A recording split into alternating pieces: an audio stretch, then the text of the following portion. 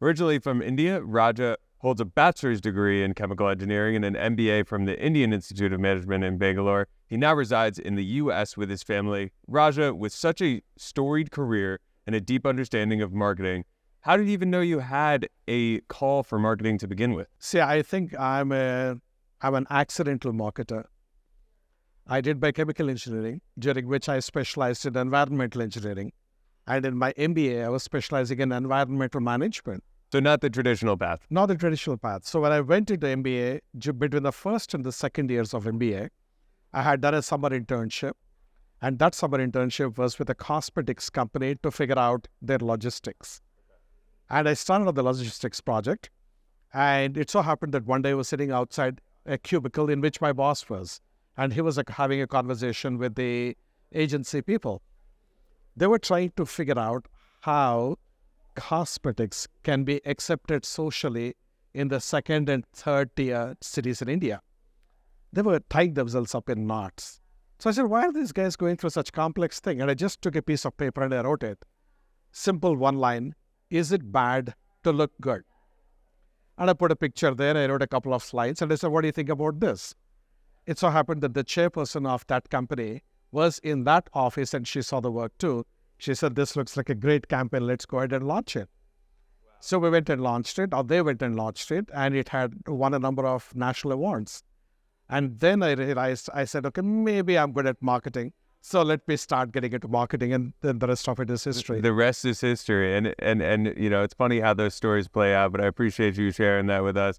You know, you spoke on stage at Brand Week about capturing the attention of your consumer. Right now, you know, it's hard to ask people to get through a book, right? It's hard to ask people to get through one 60-second video, right? There's 4,000, 5,000 ads a day. How do you capture the attention of a consumer today with so many, you know, distractions out?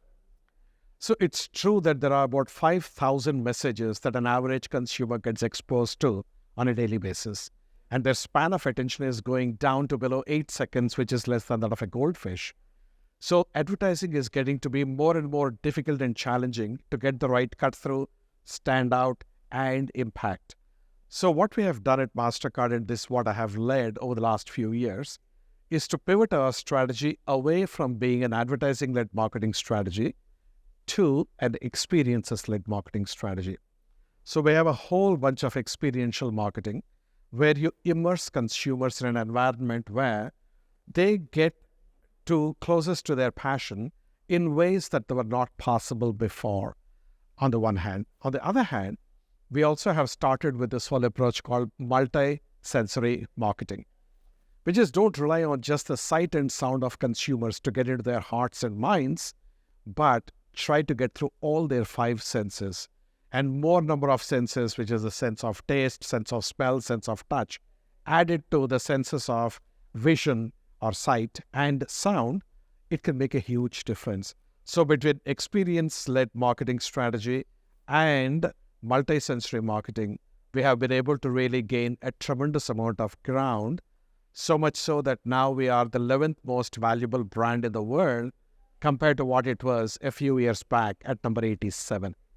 And that was a huge march forward, and we have been rated for the last 4 years as one of the fast-rising brands in the world by Interbrand and a whole bunch of third-party companies. That's awesome, just because it's such an enterprise brand. It's been around forever, right? So to be just emerging and innovative, right? I got to give you and your team a lot of kudos with that.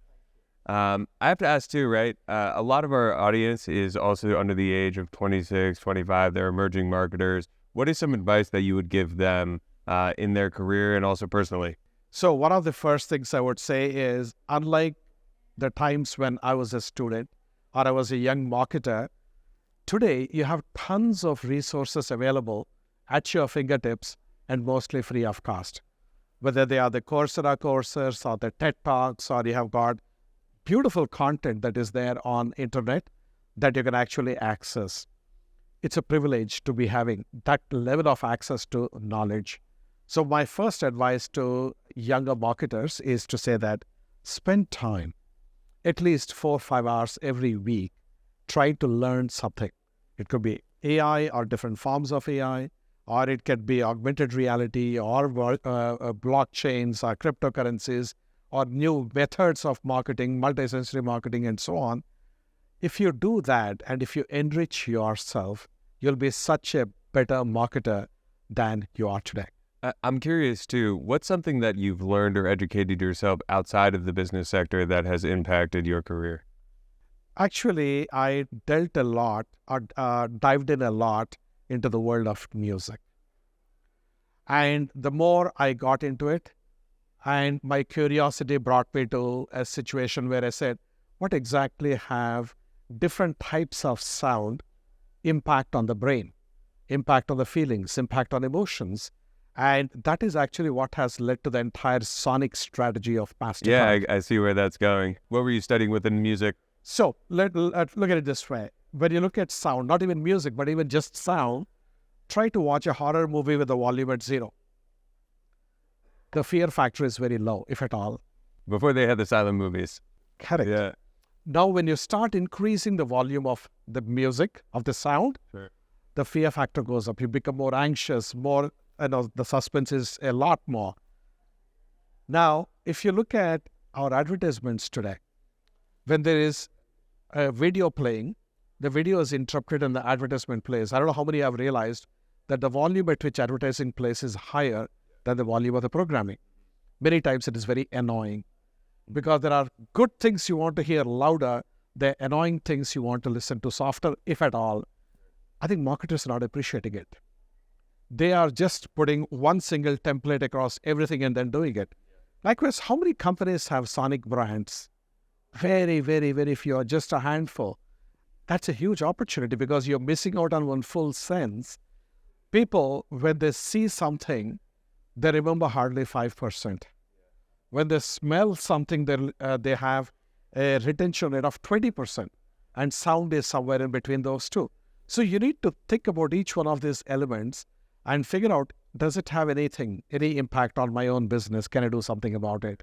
And I have found time and again incredible lessons that have been helping me advance the marketing strategy for MasterCard, even as I'm diving into things which have nothing to do with MasterCard or nothing to do prima facie with marketing. Yeah, I couldn't agree with you more. I used to run a production company myself, and sound is really the unsung hero of all production, right? If you do it right, it can make all the difference, right? Doing it okay, it's just like, it doesn't do anything, but really such an unsung hero. So it's amazing that you've educated yourself on music, and it just shows.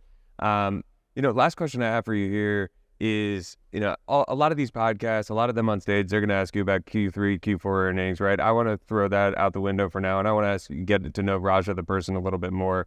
We've already talked about your love of music, but I want to hear about two things. One is what you're most proud of in your professional life, and one is what is you're most proud of in your personal life.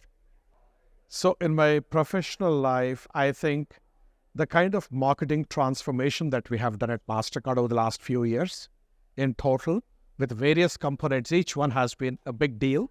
And the combination of all this has been a tremendous transformation for MasterCard's marketing. And that's something which I feel very proud of in my professional career. At a personal level, I would say the most significant thing for me was diving into the aspects of meditation and trying to figure out how meditation can improve productivity for people, how it can improve creativity for people. And that's something which I feel really, really good about. And I've been contributing in my own small way to get people more sensitive to leverage meditation and how it can help them quite a lot. And that's something which I feel very particularly good about. If somebody's listening right now and they want to take that first step into marketing or meditation, right, what would you say a good gateway is, right? Because also meditation can be a scary thing to dip your toe into, right? So what would you recommend? So firstly, on the meditation side, there are a number of podcasts available on meditation. There are a number of YouTube videos available on meditation. Or you can also try apps like Calm on a free trial basis for 7 days or whatever, and you will already start seeing difference in that small amount of time. I would say take any one of those. Start somewhere. The idea is get started and then let your momentum take you where you want to go to or where you need to go to. On the marketing side, I would say, and I'm saying half seriously, they should go and read my book, Quantum Marketing. There you go. Which is written in very simple, easy to understand language.